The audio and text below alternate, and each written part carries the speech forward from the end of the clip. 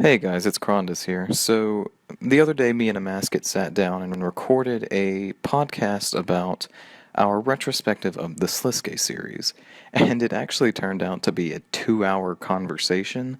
So, to make it less of a daunt to look at, we decided to cut it into two videos. So, you can watch it as you please, and I hope you enjoy.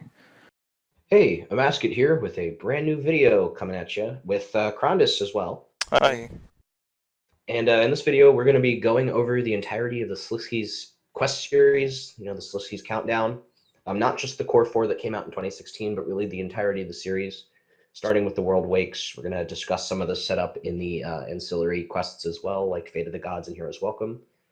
And really just kind of have a look at the series overall, see what it set up well, see what it didn't set up well, see where it paid off and where it didn't, and really just kind of look at the way the design of the series and the progression of the series did, and really just give our thoughts on the quests in the series as a whole. Yep, just a retrospective on all of the Sliske storyline. So, Yep, because now that it's over, now's the time, right? yep.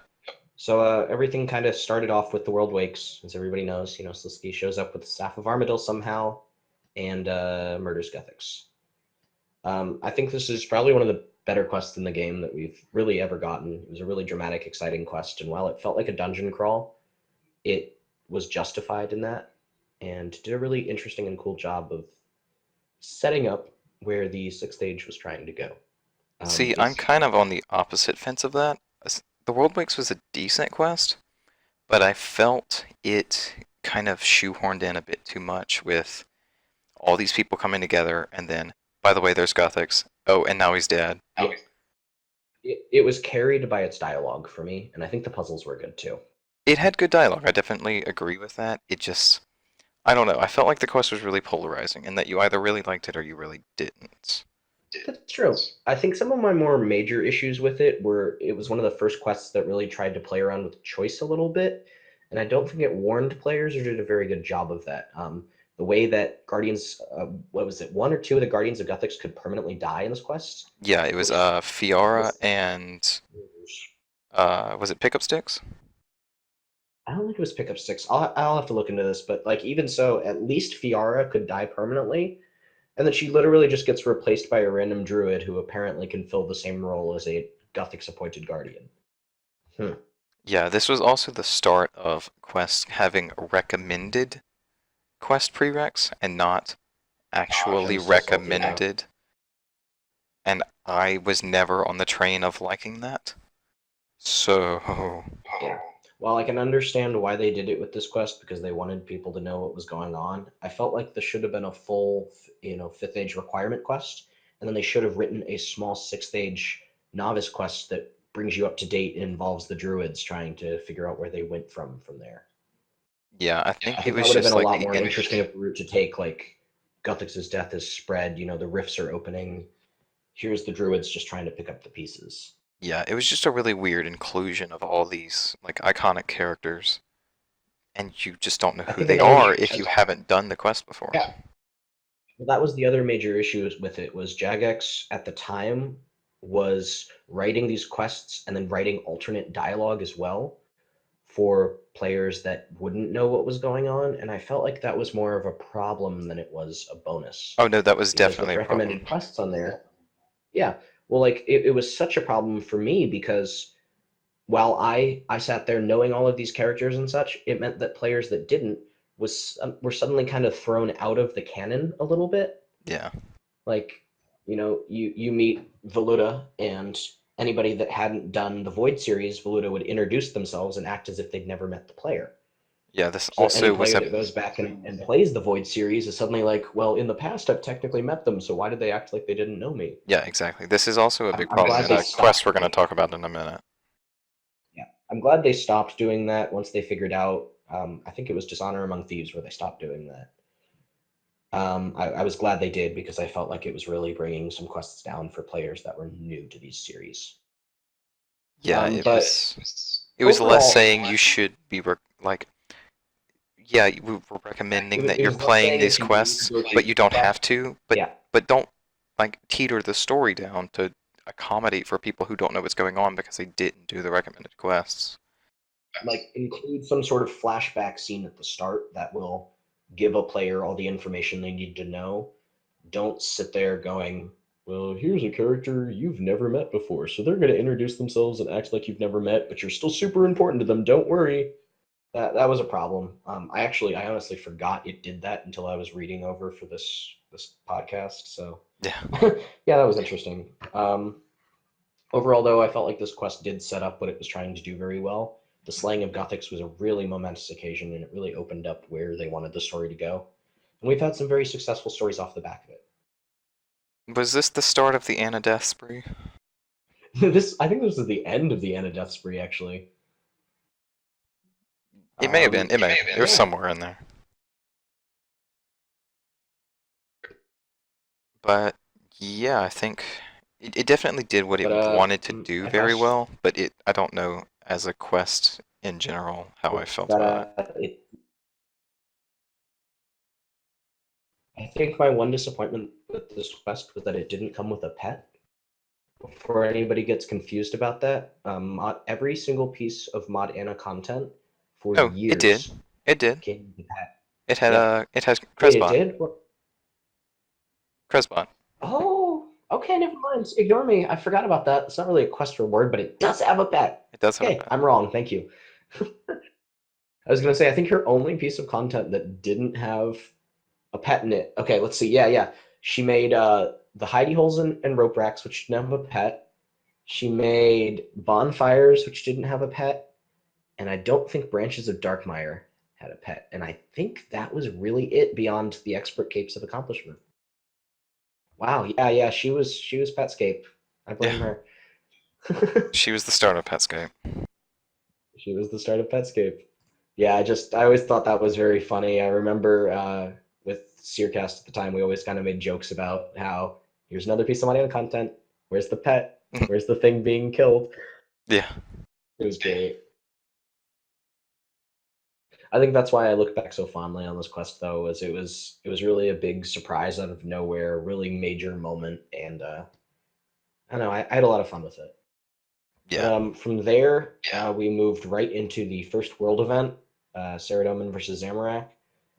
The let's It was an stand and interesting world fire event. I a wouldn't call it Kamehameha at each other for 10 weeks Yeah, I event. wouldn't call it good. I think it was too long. I think the story didn't progress really at all. But it set up a lot of flavor for the future. I think that's very important. Was it did a good job of reminding us that Saradomin and Zamorak hate each other, while actually finally giving us a look at them and a little bit of investigation into their personality.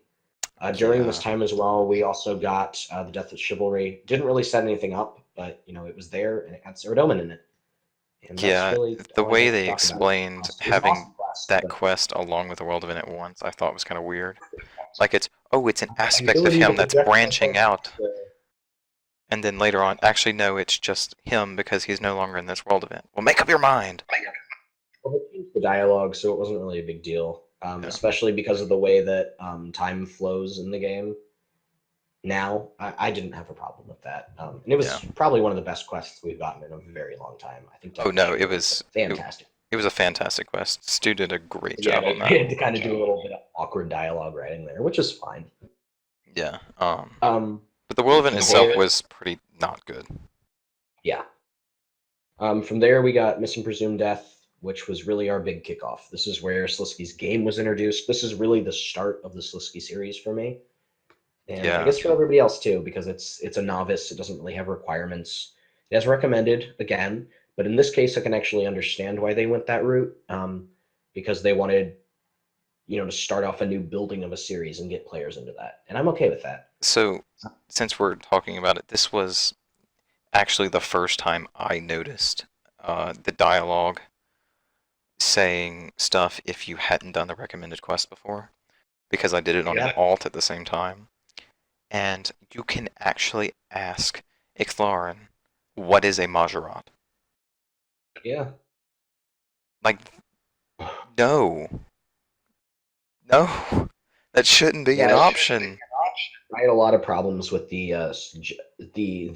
catch up dialogue in this, because I think this is a great quest. I think the mystery was really cool, and then You get warped up to the Citadel and everything goes psycho crazy. But I I thought the recommended dialogue in this quest, or like the recommended quest additions, made this quest super problematic for new players.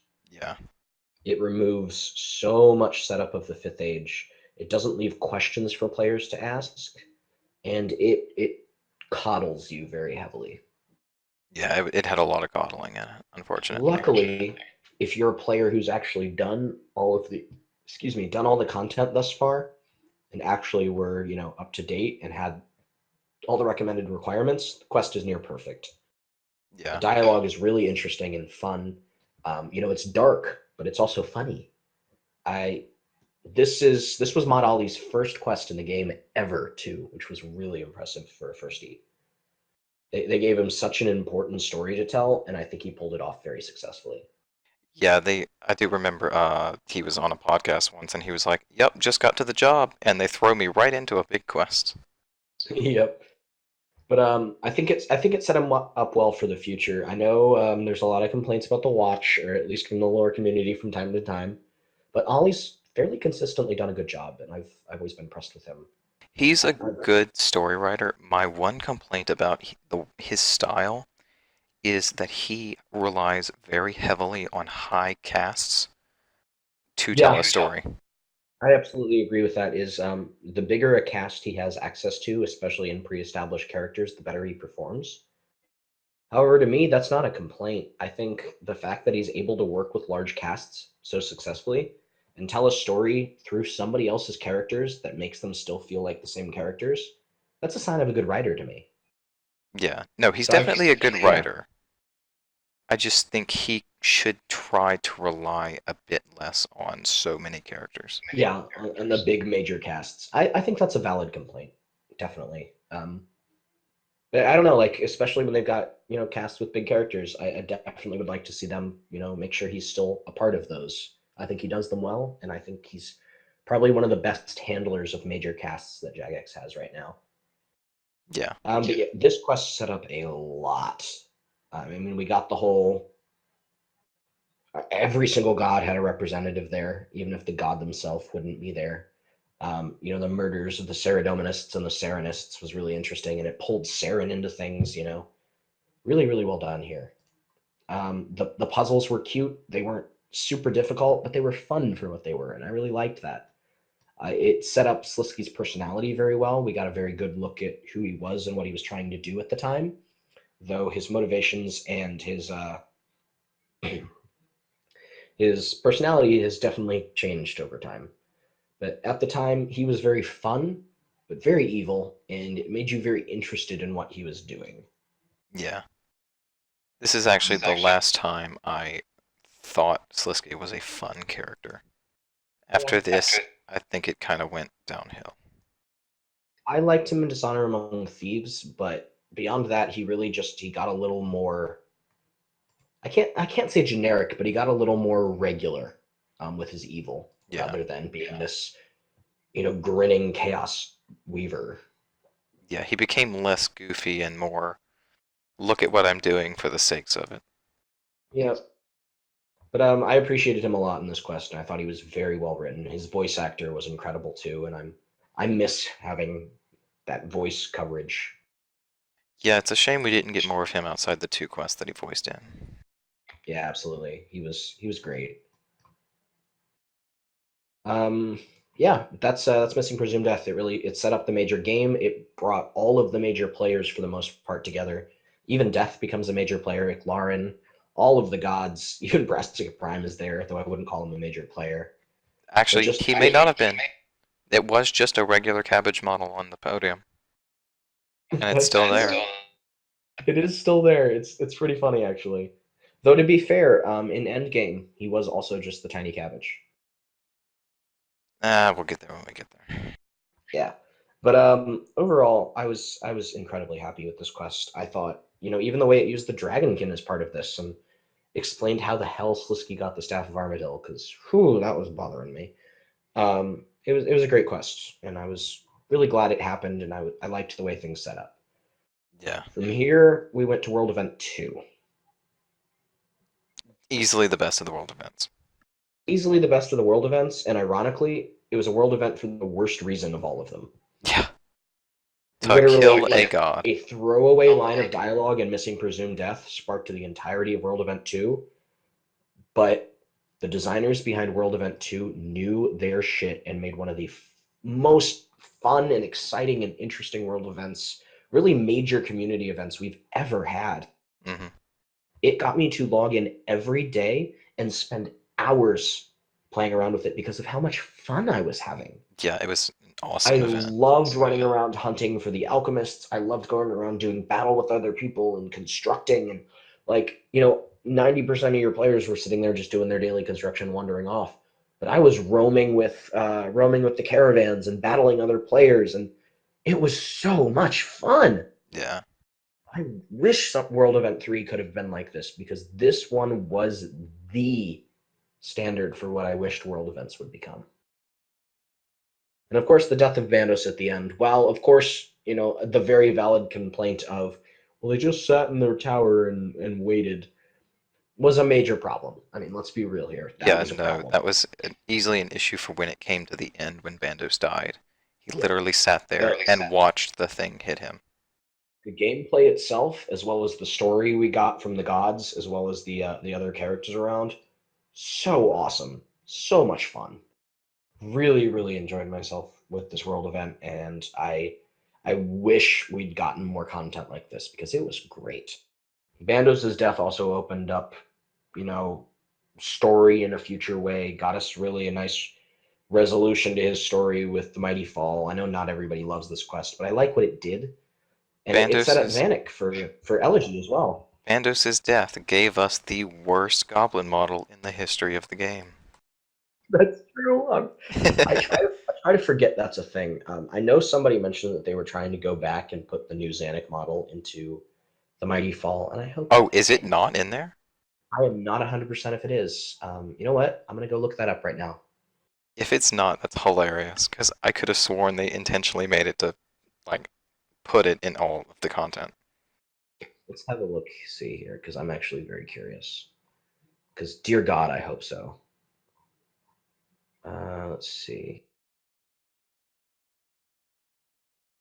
No, I think she still has the old one because Oh, no. Okay, this image is 2 years old. To be okay. fair, from the wiki. But I do not know if they've gone in and changed her model there or not. Let's see. Yeah, no, all the images on here are 2 years old. So if they have, I'm not aware. But Gower Quest does kind of mock it. So, Oh, yeah, I mean, they definitely realize, hey, that model is awful. oh, yeah. And then the model they used for Elegy was wonderful. Yeah. But yeah, after that, anything else to say about Mighty Fall? It was a bad quest.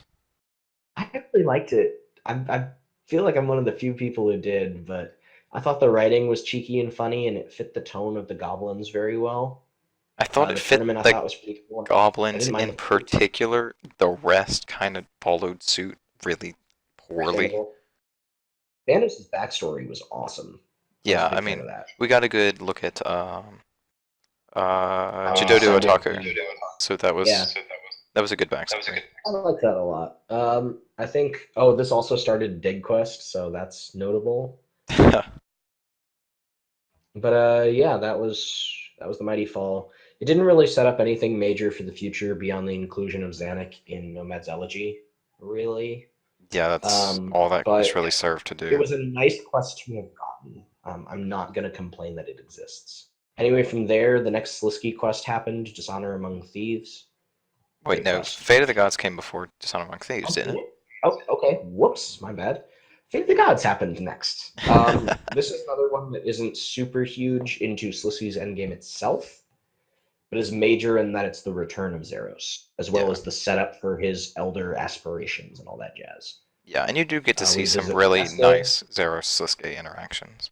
Oh yeah, it was such a great quest. I was a big fan. Yeah. I wish it had been less time of just we're gonna sit here and talk to Zeros for 2 hours. I But I think didn't the mind rest of that. the I gameplay. thought as a quest that is going to bring back a god who's been dead for ages, that talking to him for a while did kind of, it felt satisfying. honestly. I think my problem with it was that it was a very awkward like break in the middle of the quest with how high intensity things were getting. I mean, we battled the Nihil, we speak to him, and then when we get out, the whole Maz nightmare thing was intense as fuck. Yeah. But it was almost a break in the middle that I feel would have been better suited at the end. Like a lot of that dialogue felt like more post quest dialogue than it did in quest dialogue. It's Yeah, still but really I good mean, though. I at the really same enjoyed time, it. it was like, hey, I'm gonna get to know you before I bring you back, kind of thing. Oh yeah, for sure. And it was really well written because it convinced me to give him his full body, which I truly, truly regret. I don't regret it. I thought it was funny. I wish I hadn't done The it. only I thing I mean, I'm find, I'm I'm fairly anti Zeros as a player myself, I'm pretty so Zeros the neutral. fact that the dialogue here was good enough to make me go, well, you know what? Maybe I'll give him his body back. Yeah. Was very impressive. The only thing I thought funny was that so many people gave him his body that no one had in the lore community actually didn't. So no one knew what the ending was if you gave him the light simulacrum. Oh yeah. So we were like all trying to scramble to find someone, and no one did it. And it was I like think we some finally got. Didn't we get Robo's ult to do it? I no. So the first time I had ever found anything, and I actually posted this on the forums when it happened, some random YouTuber, if you could even call them that, because they had 0 subscribers. This was their only video. They had a 5-minute video, and it was the dialogue right before, which was basically him saying, "Please, please, please, don't give me this body," Yeah. and then the cutscene, and Oh that wow. was it. But it gave us something. So yeah, it was crazy. And obviously now we know, but at the Yeah, time we're all kind of like, wait, we all gave him his body yeah. back.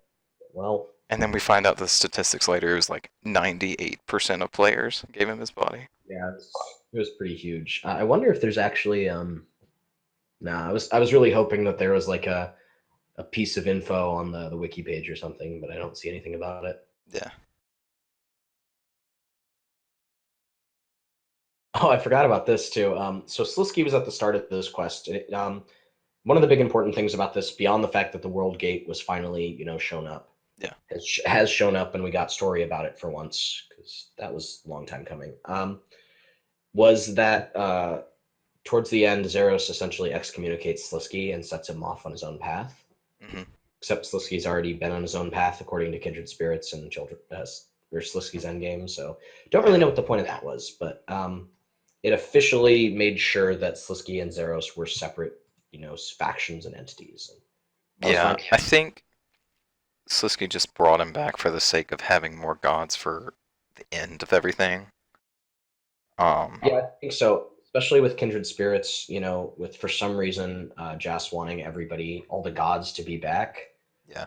Um, it definitely makes sense that Sliske would go through, many lengths to ensure every god he possibly could get back would be back. Yeah. Except he wants to kill him. So, Yep.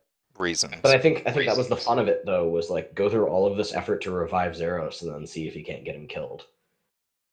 Yeah. I don't know. But I still want an explanation for that. But we'll talk about that more when we get to Endgame itself. Yeah. But I think this is a great quest. I really loved the entire experience, and the post quest stuff was all really cool too. The Memoriam crystals were fantastic. I loved doing all that post quest content to get them. Yeah. Cryptonos did these as well, and I This was loved them also too. the last quest with voice acting, wasn't it? It may well have been. I think it was. I'm And not it was 100% on that. really good. Yeah, it really was. Yeah, let me have a look here. They fixed Azanadra's robot voicing from Missing Presumed Death. Yeah, let's see. No, I think the last thing that was voice acted was World Event 2.5. Oh, okay. Well, that was in-house voicing. I meant like professional voicing. Yeah, okay, that's possible. That was literally Mod Raven and Mod Helen, I think. Mod Raven and Mod. because Michelle did the voice Michelle, for that's who it was. Okay. Rainbow. Yeah. Yeah. Yeah, that may have been the last professionally voice acted quest. Interesting. Very Yeah. interesting. Well, yeah, from there, then we go to Dishonor Among Thieves. Yeah. Got it right this time. Another I think pretty this is a good quest. polarizing quest. This one is very polarizing. I loved it, and I'm not even close to Zamorakian, but I there were some characters in there I was very excited to see and was very happy with. But I can understand why players had issues with this. This was another quest where Ollie took pre-established characters and wrote them some really cool dialogue and some really interesting encounters. He finally unhazieled Haziel. That's what we needed. And we got Nomad showing up, which caused a lot of problems initially, but I think he's been very well cleaned up now. eh. We got Khazard, which was fine. We got Aquarius, who was pointless. We got Zemian and Akra, who were fine. We got Bilrak, which finally finished a theory of mine that was right. And woo! It was Even awesome. though there's still a few plot points that need to be cleared up with him. Yeah, but he's been very good. And eventually, once we get Floor 61 quest that Children of Moss seem to set up a little bit, we'll probably get the final answers. So like we have a reasonable assumption that we will finally get some conclusion for those last little plot bits. Speaking of which, just as a trail point real quick, apparently Yeah. he is the only one that's ever been on floor 61. Neither Moya or Zamorak have been down there. I'm not sure he's right about that. And I'm not sure that dialogue is properly correct, unless there's a floor 62, which is possible too.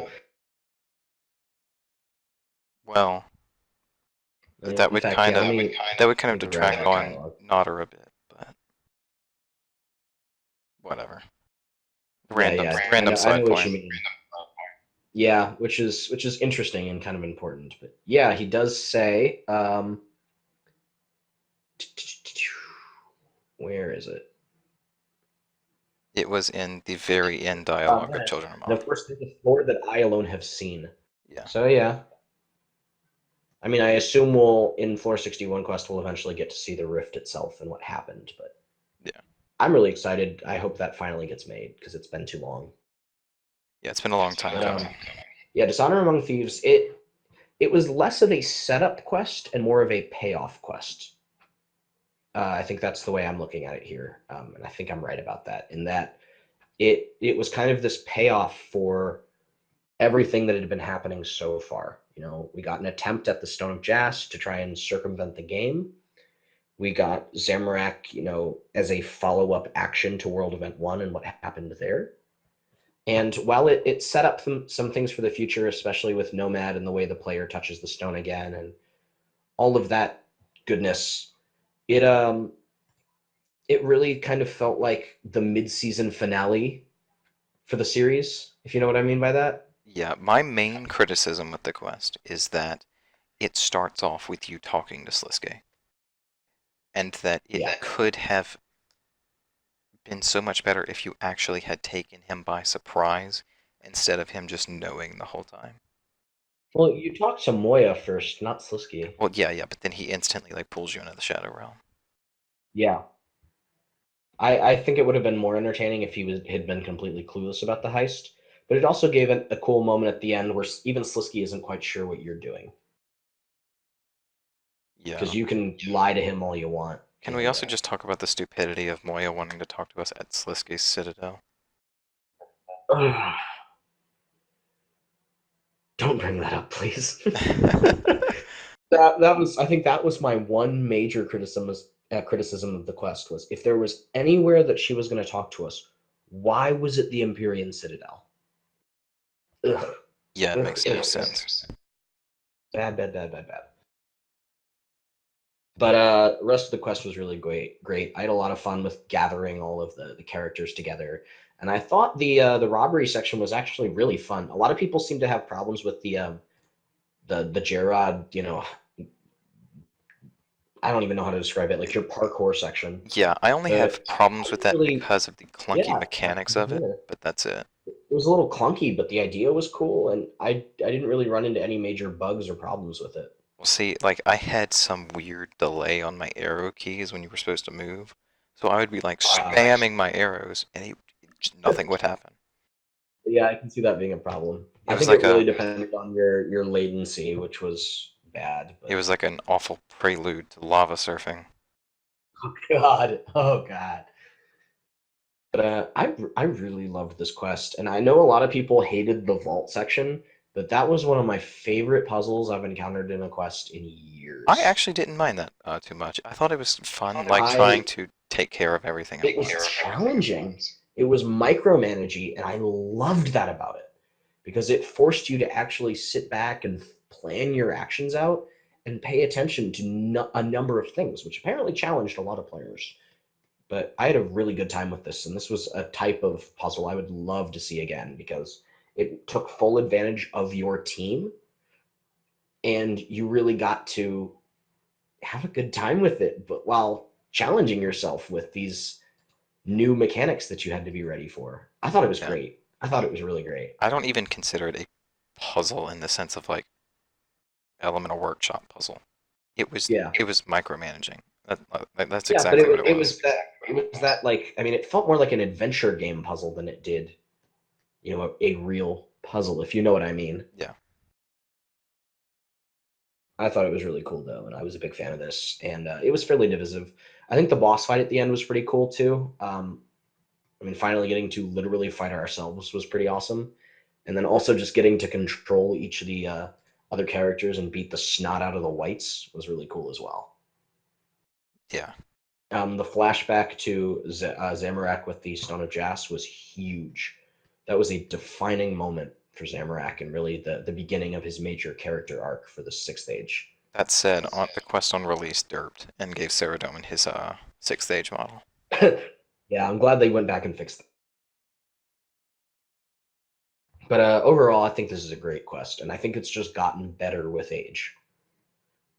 At the time, I know some people had some problems with it, but I think just the way that they've followed it up since has really shown this quest to be a really very valuable addition to the story of the Sixth Age.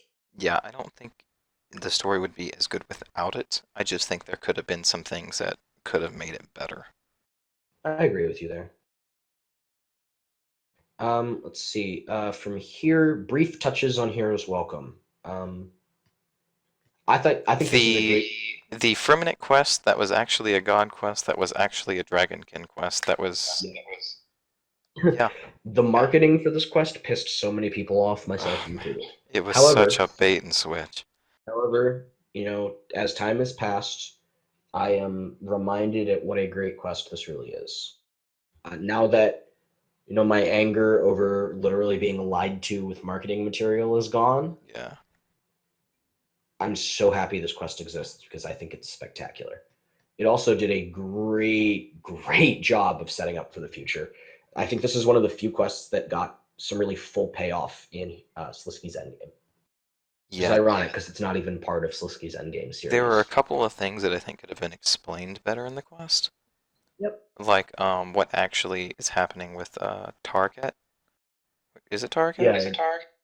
Yeah, Tarakat and the way he was being warped by the Stone of Justice power. Yeah, I don't think that was explored It was. enough. I agree with you completely on that. But I think the way it introduced the Elder Mirror showed it as a very potent tool, but also showed exactly how it would be a legitimate tool for the Elders was awesome. Yeah. I thought the Dragonkin really felt threatening and unique, and it really expanded their roster very well. And I also think that not just them killing V, but V himself as a character was very unique, Yeah, and them killing him was very shocking and very. this is the first time we actually got an explanation like of what an Elder God would use one of the artifacts for, outside of like Yeah, the crown. yeah, I thought that was great. I was really happy with that. It was an Elder artifact that felt like it had a purpose in building the world. I think the Yeah. Forge was the first one that did that, but this one, Oh, yeah, no, you're definitely right. The Forge did say that first. but this was another tool that was clearly created by Jagex, remembering what they were supposed to be used for. Because things like the Staff of Armadyl and the Stone of Jas, while powerful artifacts, you kind of For the sit there sword. going, well, what would the elder gods need with these? Yeah. The sword as well. What would they need with the sword? I mean, they've gone back and kind of retroactively been like, well, it helps them separate materials and stuff. But the mirror and the forge are those two elder artifacts that are really like, I can clearly tell what these were used for. Yeah. And that Like was great. I like was a the big fan. forge itself is terrifying with like what they were using it for. Like they would put it into a planet, and then once they didn't like the planet, they would rip it out and just leave like a massive Yeah. hunk left out of the planet.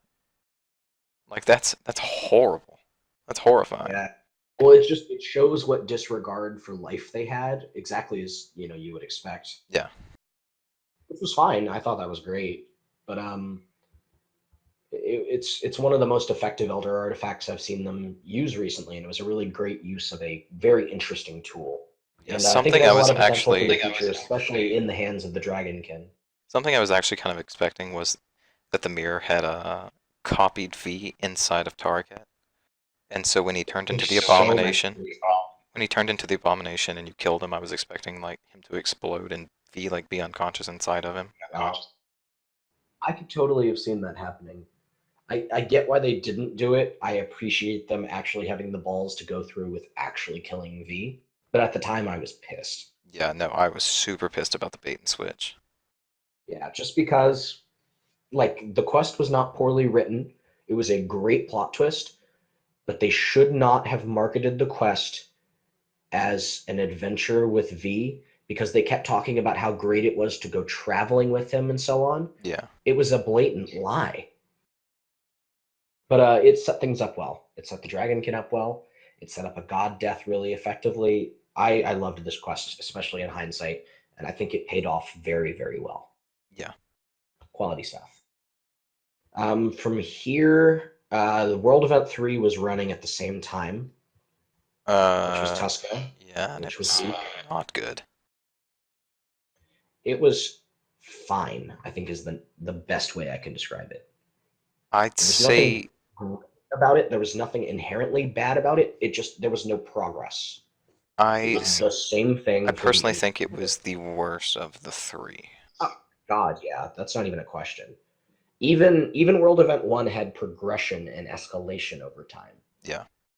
This one was literally just do the same activity every day. You'll win some days, you'll lose some days. We're gonna rig it 3 days or like a week in, and then it won't matter anymore. But you'll win some days. Yeah. Yeah, the It was meteors it caused felt really the system to screw up so hard. it felt really poorly handled, and it felt like they had the available stuff to actually go around and escalate it, and then just didn't. Yeah. Like the closer she got to Gillinor, more events should be happening on land that you have to go deal with, and then go back up and deal with Tuscamore. And they failed to take advantage of the important things, and at least they acknowledged that. But by acknowledging it, it just meant, well, we're done with world events, Yeah. which at the same time I'm fine with because they were temporary content that were hard to deal with story wise. So whatever. I also But kind of it despised the involved fact that they marketed it as like if you saw the their interface for the winds like before it, you had like just random god symbols like just speckled everywhere, and then the actual thing yeah, was godless and Tuska. godless, godless, godless, godless, godless, Tuska, Tuska, Tuska, Tuska, Tuska, godless, Tuska, godless, Tuska, 30 days of godless. Yeah. Yeah, that was disappointing. And honestly, that was their own fault too, though. They made any player that didn't make a selection by default godless. So Hmm. 90% of players playing just got godless, and then we're like, wait a second, that's not what I asked for. Yeah. But it resulted in a pretty cool moment. I really like seeing Virago as a major part of this, and it gave the godless, a win that they needed. It made Hmm. them feel relevant again until Jagex Well, decided to forget about them for a little while again. it didn't give the godless a point. It gave Virago a point because That's the true. whole thing But it, was it allowed Karamir and her group to actually feel like she was a part of the story instead of a group going, well, just go support one of the gods. Go on. yeah. Well, see, the problem was they intentionally set up the story of saying, yeah, Virago's with the godless for now, but after this is over, he's going away again. And I get why they did that. I just wish they hadn't. Yeah. But it was an all right world event. I think it set up Mazcab pretty well. That was exciting when that portal opened, but that was really about it. It was the pre-Mazcab event, essentially. That's all it was doing, was setting up the Yeah. lore for Mazcab. It didn't really have any other reason to exist. The mini game was very boring by a weekend. And buggy. It needed more than 4 islands. I think was another major point for me. Mhm. The But only thing good I'll say about this is that it kept itself after the event, so you could keep getting the War yeah, Priest. it's a reasonable mini game. It's just I feel like it needed more variety for it being part of a daily grind. As an occasional mini game here and there, I have no problems with it. There's also the fact that Tuska looked like clay because the model was so terrible. Ugh, yeah. I don't have huge problems with the model, but it's just it didn't feel like it really did everything it needed to. It it looked off. It looked like it was made out Yep. of Play-Doh. Yep. I did appreciate the leaping about walk animation. I wish we could get that back. Oh, that was so fun. How you could teleport out and like leave with it. Mhm. Yeah, Lots of that fun. was funny. Yeah, that was Tuska. They said I think my biggest problem with this was they promised us a lot of follow up and then never gave us any of it. Yeah. They were gonna put the Astromancer's notes in game. They never did. I harassed people about this for a solid 4 months on Twitter, and it never happened. Even though I kept getting told, "Oh, it's coming. It's definitely coming." They kept talking about how we were going to get more of Tuska's backstory. We were going to get to see, you know, these little pieces of worlds that we saw during the minigame were going to become relevant. And I still think that might be a small bit of Shattered Worlds, like visiting worlds that Tuska destroyed, but I'm not so sure anymore. The scope for that event has clearly changed drastically, but we're getting it next year. Yeah. Another thing is they said before the event that it had three outcomes. Yep. Then it was Tuska winning, one of the gods winning, or something else. They never Yeah. told us what would have happened if Tuska won, and they never told us what the third option would have been. I think the third option would have been a tie where we cripple Tuska and then she crashes to Gillinor still alive. So instead of her just getting to take a giant chunk of her anima, she's alive but stuck. But honestly, it didn't feel like they had any plans for what happened at the end. While they said that they had a plan for Tuska winning and there would be permanent impact on the world, come on, she literally just moved some desert a little Yeah, bit. it That's it. it had Minimal, no. minimal any destruction or chaos. And if she had won, I have no idea what they would have done, but it did not feel like it had the impact that it deserved. No, not at all. Let's see. From there, I guess yeah, we moved to Elegy from here, That said, don't I we? did respect that they deactivated the Tuska Lodestone, and they Oh made yeah, you yeah. had to do the desert one if you wanted to get right there. So they Or you kept can just they kept that teleport up to relevant. Master. You know. Well, yeah, but Now can't. there's just one in Lumbridge, but still, that's more convenient than going to the Bandit Lodestone. Depends on where you are, I guess. That's true. That's true. But yeah, from here we move to Elegy. I think this is my second or third favorite quest of the Sliske quest series overall. I I'd say really it like may be my second favorite if we are including the post dialogue stuff with the Tales of Nomad. Without it, I think it drops significantly. it does, but Tales of Nomad followed it up incredibly well. Yeah, no, it I'm did. definitely including that as part of this quest, and I think this quest was spectacular. I think it had some issues. It definitely had some issues, Yeah, but its presentation was great. Its boss fight was great. Its small puzzles were great, and I loved getting to see all these old characters again. hmm I think another major thing to bring up is that two of these characters were left in a severe state of extreme disservice. Zanuck was literally just sent off to do something or killed by your player, and Xenia was, you know, killed due to her going psycho. And this quest gave us actual legitimate follow up on them and actually finished and made their stories satisfying. It gave them a real ending that they deserved. Yeah, I know some people lime don't like the backtracking, quote unquote, that was with Xenia, but We needed the I backtracking. personally didn't mind it at all. I celebrate it. Like that was the level of backtracking we needed. Having a character that paid for their mistakes and realized what they did wrong. I Yeah, thought that was a big moment, and I really really appreciated that. I I also like that we can go back there now and speak to them again, and it feels good. yeah, they do I have a liked lot I of liked good post-quest dialogue now. yeah, I liked the elements of choice here too. This is one of the few major moments where it felt like the choices had immediate ramifications, but also built off of previous choices and options that we had, and that felt good. Yeah. This was a very successful look at the way choices and prior moments worked. I Mhm. really appreciated it for that. It also did some big stuff with Nomad and the horrifying shit with the giant Gillinor god thing. Such a terrifying twist. Like I Oh wasn't my god. expecting that one at all. At the time, I had issues with it, but the more I think about it, it was freaking terrifying, but it was awesome. Yeah, I think they could have explained it a bit better than, hey, Yeah, I'm gonna build a god to beat the gods and it's gonna be controlled by me.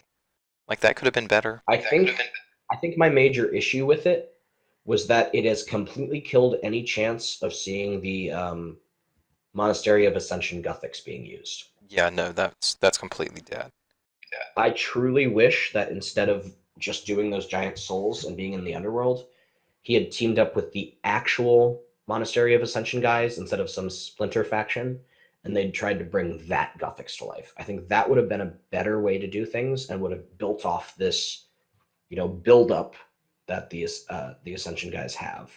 Yeah, but like the initial surprise of, your camera turns and all of a sudden there's this giant Gothics looking thing there.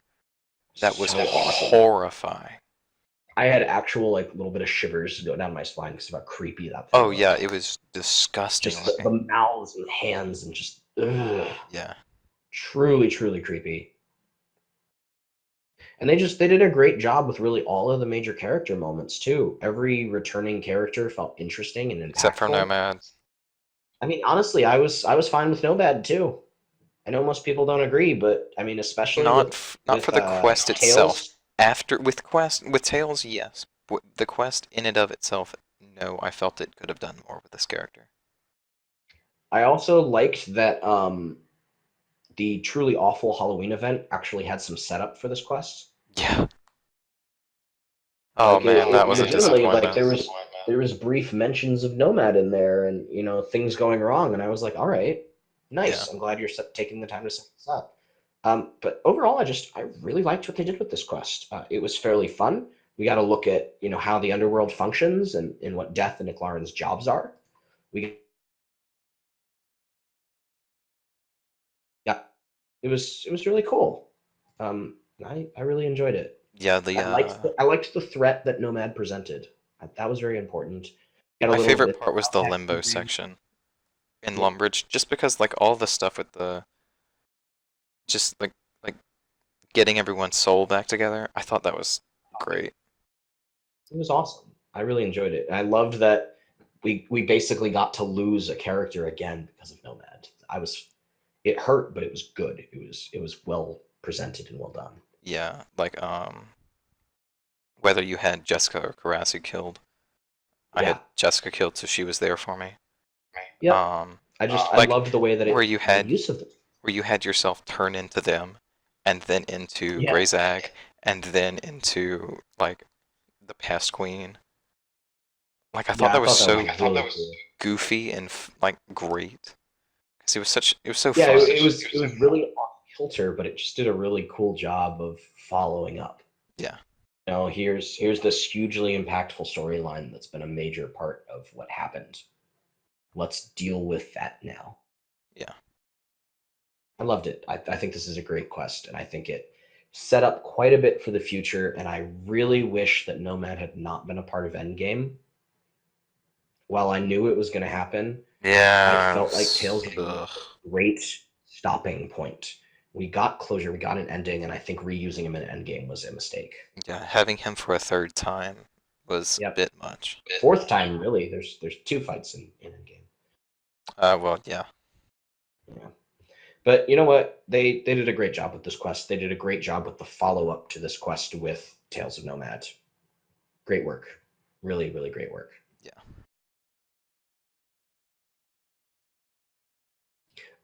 From here, we move on to probably my least favorite quest in the entirety of the Sliske series, Kindred Really? Spirits. Your least favorite after the one that just came out? Yep, I like this one less, Oh, Jesus.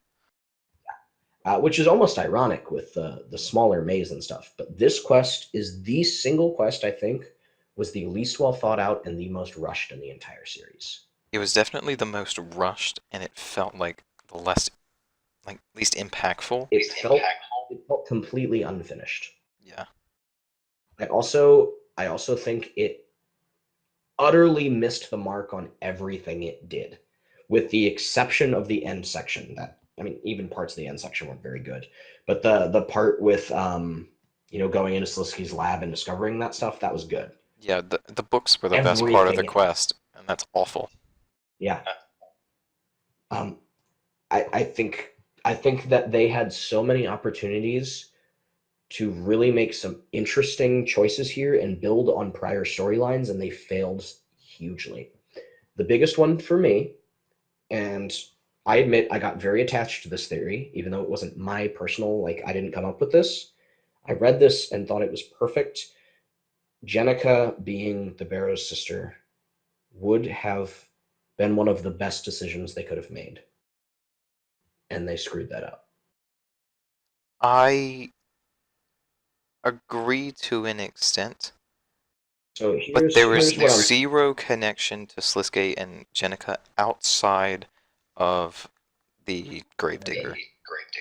yeah, which is why I wanted this. We still don't know who the Gravedigger is or why he's there, but it makes huge sense that it would be Gargan. When you use the ring on him, he says Jenica. He recognizes it. Why did they not build off that? Yeah, That has been a there's long-standing mystery in this game for ages, ever since the summer series happened. Imagine unfortunate the thing. I idea think it's of such Gargan a going. long-running mystery that even the mods don't know anymore. Yeah. Like, imagine the idea of Gargan going to Sliske and begging him to return Jenica. Yeah, And then he does, but he turns her into a white. And Gargan stays to make sure that, if there's ever a chance he can find to save her, he will. yeah, And instead, we get Linza is a Barrow's sister because she made a deal with him because she stole stuff from the Dragonkin, and then she's gonna be turned into a right white because it's a plot twist. yeah. It shouldn't After have been looking at all the Linza. Barrows brothers being tortured a little bit for no real reason and only really having one puzzle, and that puzzle was walk around a maze. Sound familiar? Sounds vaguely familiar. Yeah, no. This quest, I didn't mind it as much when it came out. I thought the start was very funny, but the more I think about this quest, the more of a disappointment it is. Yeah, The characters that were used in it, Samwell was randomly murdered at the start of it. Mary had no reason to be in the quest. Meg was only in the quest because of Mega May, and even the Mega May tie-in was the worst of the Mega May pieces. yeah, And meanwhile, the Jed Hunter or the Jed ones were the best, and I wish both of them could have stayed in the game because the Meg one was kind of important to the story, and the Jed one was just freaking awesome. But I mean, the Darrock with the Ceridominus guys was pointless. The maze was bad, was very bad. The Verac puzzle wasn't even a puzzle; it was just an excuse to get you into the laboratory. And the lab was great; had so much cool information in there, and really did a great job. But then, while you're in there, you see what's happening outside, and there's a puzzle that felt like they started making and then ran out of time and just kind of left it sitting there. yeah. And then we come back out, and then she gets turned into a white, and then just weird stuff happens, and there was no reason for any of that to have happened. I think it started off really well with talking to Yeah, Rolomia and her being like, "Hey, Sliske got abducted by the Dragonkin. I need your help." That Like was a great start because that could have been really unique because you had that was like the kind of plot twist you needed. yeah, Because I was fine with them going, haha, just kidding, it's not actually a dragonkin and he's not really in jail, but then nothing came of it. right. But the idea of And the it was jail cell interesting. scene with Sliske like had some Hilarious. awesome dialogue. Like you punch him in the face, and then he punches you later. That was one of the best goofy things that Sliske had done since the really wonderful Easter event. Yeah, I thought it was well handled, and then the rest of the quest beyond, that start and that end portion with the lab were just horrible letdowns. Making matters worse was just I know that the whole concept of the quest had changed drastically since the way that they had originally planned to design it involved the god box heads and a farm and so on. And hmm it's clear that they had done work on that, and then getting a negative reaction to the box heads. For some reason, that meant we're going to cancel everything about this quest and do it in a completely different way. yeah. And I think that was a mistake. And it didn't really help that you only did the trials for three of the six Three. brothers, and only two of them actually had Yeah, story. And then Sliske was like, "Oh, never mind, I'm done." it felt like a lot of wasted potential. Yeah, This is a quest that needed a better hook in the first place to even be successful at all. And unfortunately, it didn't have a good hook and ended up being a pretty big failure to me. And I wish it hadn't been, but yeah. because it set up so much stuff for Endgame. This Yeah. this I was think this is definitely one of Raven's worst quests that he's made. I firmly agree with that. I think he had too many ideas and not enough time to do them, and that was a problem. Yeah, But I was just happy when it was over. But then, like, just to make things worse, is even the rewards felt horribly planned out. I mean, the XP was fine, but the new Barrows sister, she's not fun to fight, so nobody fights her. yeah, Her shield drop makes the Dungeoneering shield completely and utterly pointless. You will never need to buy that shield, ever. It is literally just a tradable version of that shield. yeah. But they don't seem to ever have a problem devaluing dungeoneering rewards. Yeah, but usually they at least made an effort to not just make the same item. You know what I Yeah, no, mean? this was like a complete copy and paste. I mean, Linza's shield is literally like I think every single stat is the same, except it has a set effect, which makes it technically better. Better, yeah. Not that anybody uses that armor, but Right. if you did, I don't know. not that really anybody uses Someone might shields use it either. for Like, like invention. yeah, I guess, but like, why would you use a shield for invention? Who knows? Like, especially with the prices of T90s. That's true. But like, if for some reason you needed a level 80 shield for something, like say your defense is only level 80, and you need a shield for a shield swap for whatever reason, you now have no reason to ever buy a chaotic kite shield from Dungeoneering because the stats of Linza's shield are exactly the same. Yeah. 384 armor, 385 life points, 8% PVM damage reduction. Yeah, why would you waste your time They have the on exact same dungeoneering for that? charges, but Linza's shield just requires a fairly easy experienced quest and is tradable and only has an 80 defense requirement, while the Chaotic Kite Shield requires 80 Dungeoneering as well, is not tradable. I Yeah. Bad all I around. feel like they didn't think this one through, which is really disappointing to me. Yeah. But yeah, let's move on because I'd really like to move on.